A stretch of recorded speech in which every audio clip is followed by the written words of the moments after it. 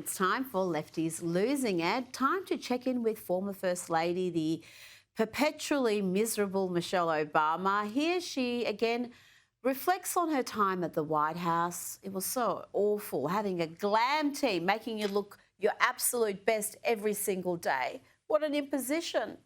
Every day, every time I was up, as we called it. You know, I was up for the public, Yes. and the days were long. So, as you mentioned, to save time. Yes. You know, I know having a glam team, a trifecta, it feels like a luxury, but it was a time necessity. Yes. There's absolutely no way that I would be able to do my hair and makeup and have clothes ready that fit, you know, because rare is the woman that can live off the rack. Yes. You know. Where is the woman who can live off the rack, Michelle? Are you serious? Try just about every woman. Is Michelle Obama so out of touch that she thinks we're all getting designer gear, custom-made clothing, perfectly tailored to our measurements?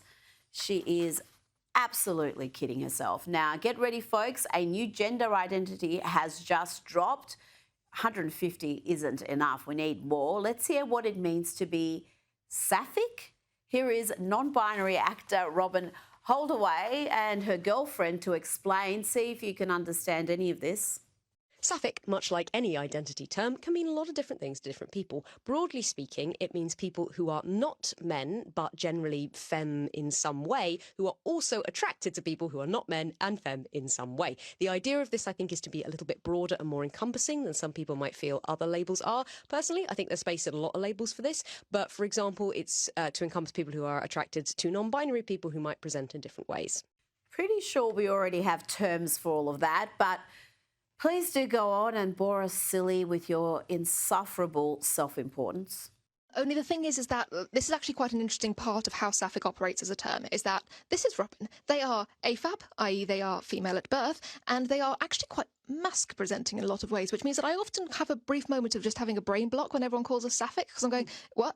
And I briefly forget that sort of almost in a way underneath the rest there's sort of female plumbing, because it's completely irrelevant to how I perceive them. I very regularly forget that we're in a queer relationship. And this is part of the interesting complexity of sapphic as a term. Insufferable. They went on and on and on. Trust me, I had to watch it all. Just so tiresome, self-delighted, luxury beliefs for people divorced from reality. Now, here's an antidote to that craziness. Here is a lady called Cranston who has no time for such nonsense. What about folks who have wombs but are not women, like trans people, genderqueer folks? Why do you keep saying women when this issue affects more than women? Because there are two genders, male and female. I am non-binary. I have a friend who is intersex. This issue affects more than women. It affects trans men. It affects genderqueer folks. Women have wombs. I am not a woman, and I have a womb. You are a woman. I and you know. do have No. Next question. Now to Brian Cranston, who's now a psychiatrist as well as being a daft actor who, well, sounds a bit like a simpleton every time he speaks without the benefit of a script written by other people smarter than him. I think he is dangerous. And quite frankly, I don't think he's that smart. I really don't. I think he's very good at a specific thing, and that is branding himself. I think he knows how to sell himself, and that's because of his narcissism, that he cannot allow himself not to be seen as a winner. A narcissist. He sounds like a teenage girl going through his first breakup, does our Brian. But this is the guy who is, well, certainly old enough to know better and old enough to stop embarrassing himself, because I remember this, you may not, but back in 2016, he vowed to flee the United States if Donald Trump became president.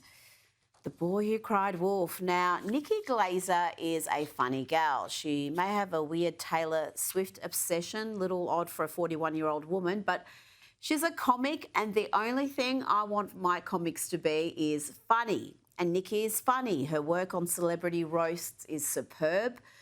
But alas, she's gone from the highs of starring in Tom Brady's roast to cringe jokes about human trafficking and pedophilia.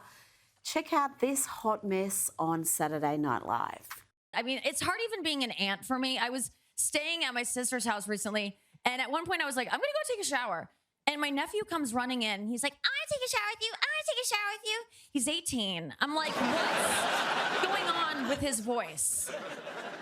Something's wrong. No. He was 4, and it was very cute. And my sister was like, he can take a shower with you. It's fine. He does it with us. And I'm like, okay, that's fine for you guys, but are you really okay with like an adult showering with your child? Like, maybe it's okay if you like come and supervise.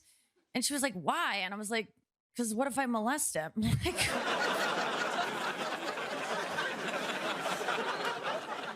and she was like, would you? And I was like, no, I would never. That's disgusting. But that's what I'd say if I was gonna. You know, like they lie. Don't trust anyone. I don't even trust myself. I don't want to go in there. How do you become a pedophile? You don't get to choose what you're into, dude. What if it's one of those things you don't know you like till you get in there and you're like, well, this is my thing. And then it opens up a part of my brain. No. Yep, I wish I could unsee that too, but there were signs with Nikki. I'm not sure if it's TDS or just the paranoia that self-delighted lefties suffer from, but she actually thought she may be banned from coming back to America because she bagged Donald Trump and joked about him during her recent stand-up tour. Listen to this. I was just in Canada where you can say things on stage about someone, and they are on board.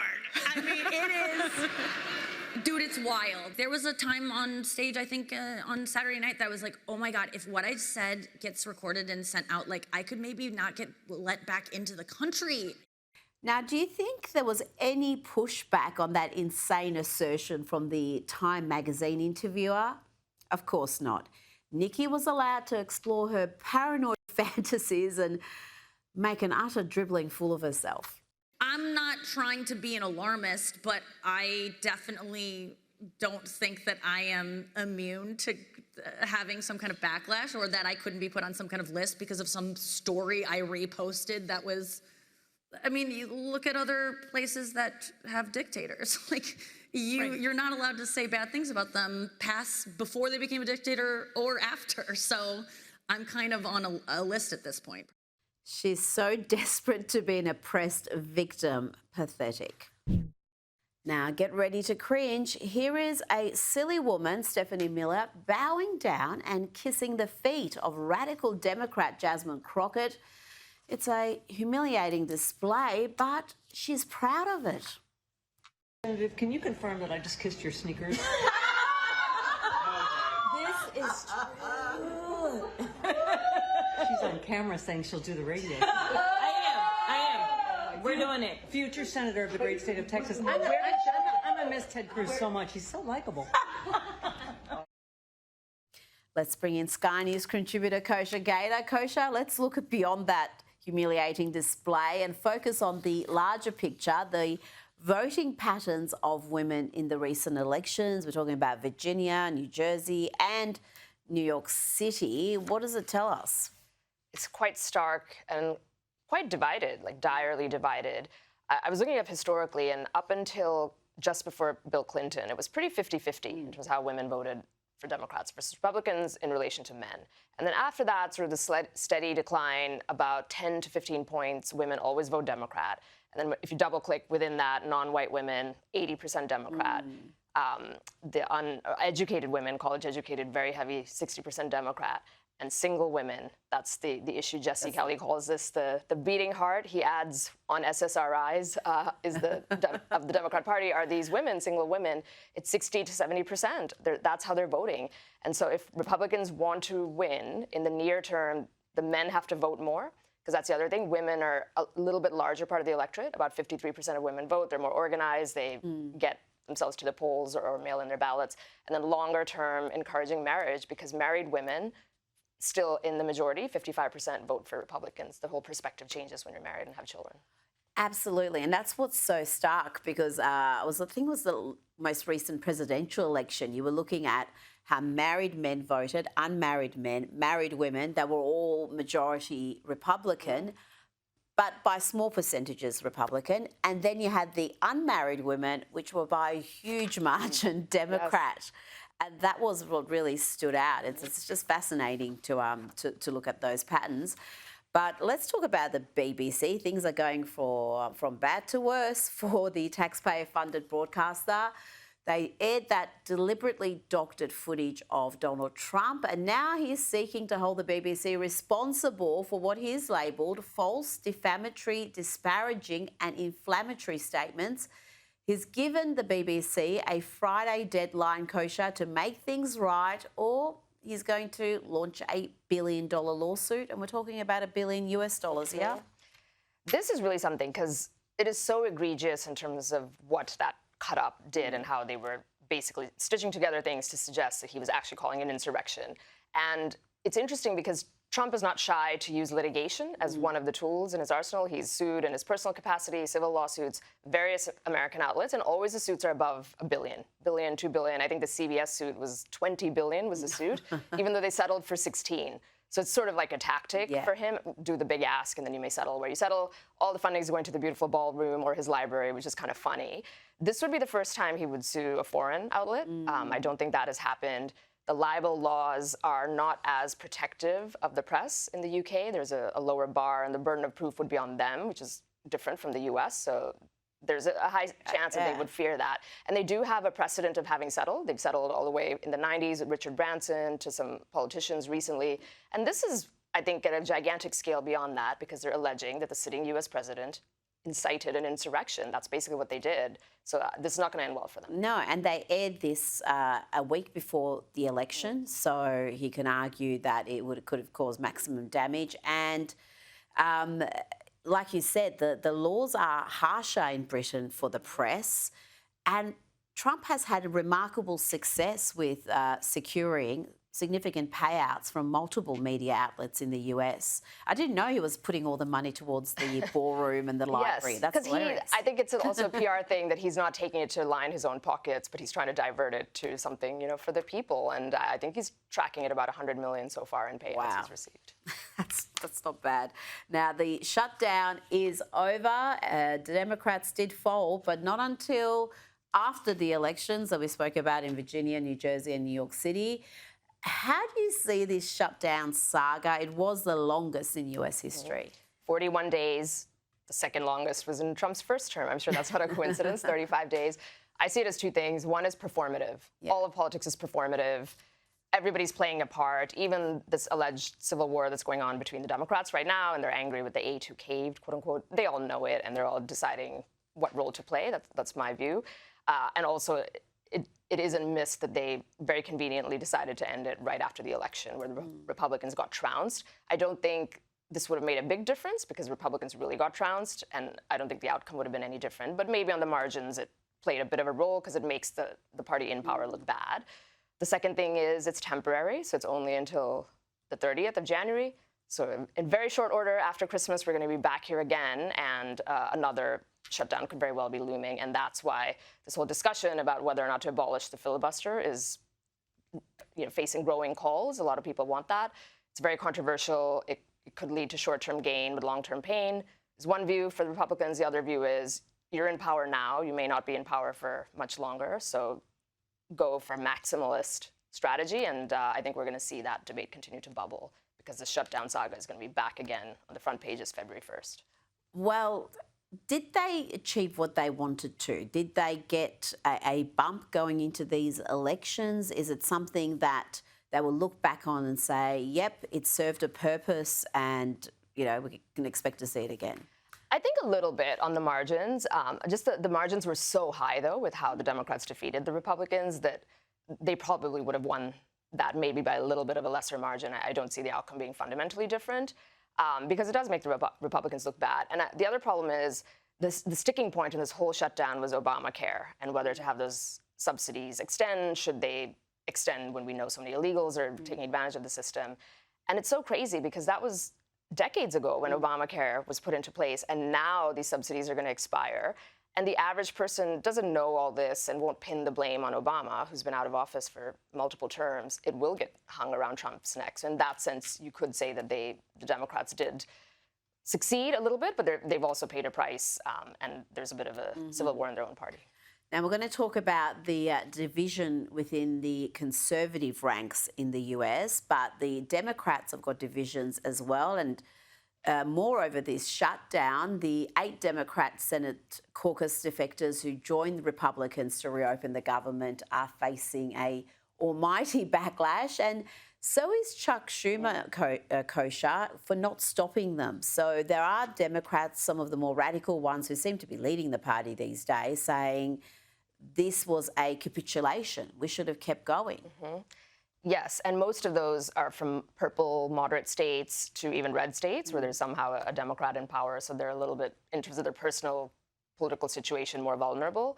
But the Chuck Schumer thing is interesting because he wasn't able to whip them all into place. And on a personal level, many people are speculating that at some point sooner, if not later, AOC is going to challenge him for that Senate seat in New York.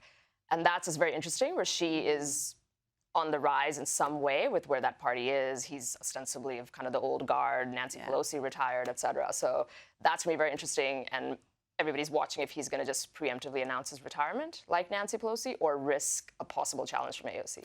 And what an incredible job Nancy Pelosi has done to increase her own personal wealth during her time in public office. You look at what her salary was during that period and how her net wealth or net asset position has increased. It is quite remarkable. So if she can have any stock tips she wants to impart, I will be following them very religiously. She's Warren Buffett trapped in the body of a congresswoman, that's what I say. Absolutely. Now, before you go, there is these deep divisions forming within conservative ranks. You've got the likes of Tucker Carlson, Megyn Kelly, Matt Walsh on the one side, and then you've got Ben Shapiro, Mark Levin and others on the other. There's all sorts of calls to disavow certain people, to not platform them, a form of really cancel culture that you thought was something that the left specialised in. How do you see that? And is it just going to hold back the Republicans going into the midterms if there's all this infighting in the conservative ranks? It's not helpful. And Republicans always were famous for having this circular firing squad, they used to say. And the Democrats, say what you will, they're very united generally, and they put on a united front. So it's certainly not helpful. But maybe it was unavoidable.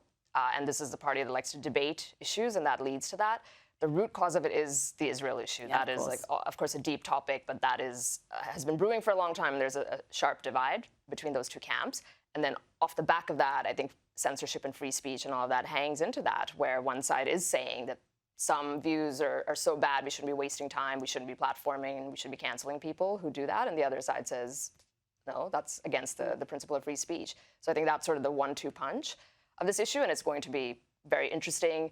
The last thing I will say on that is that the side against Israel, or at least not against, but kind of neutral and feels like the U.S. has done enough, is ascendant, because everybody under the age of 30 is on that side. I would say the Tucker, Matt Walsh side of the camp. And so that is the side growing, and the side that favors Israel is literally dying out of the electorate. They're the elderly people, 70 plus. So this is not going to end. That is in itself a topic we've discussed previously, because some of the polling that's come out, and I don't know if that polling will change now that the war is over, but certainly there were dramatic shifts in the public opinion towards Israel across the board. And with younger people, the shifts were enormous, from memory, 40, 50 points. So right. In such a short period of time. In a few years. So that is certainly something I think would be concerning a lot of people. But yeah, we'll keep watching that debate. Kosher Gator, thank you so much for your time tonight.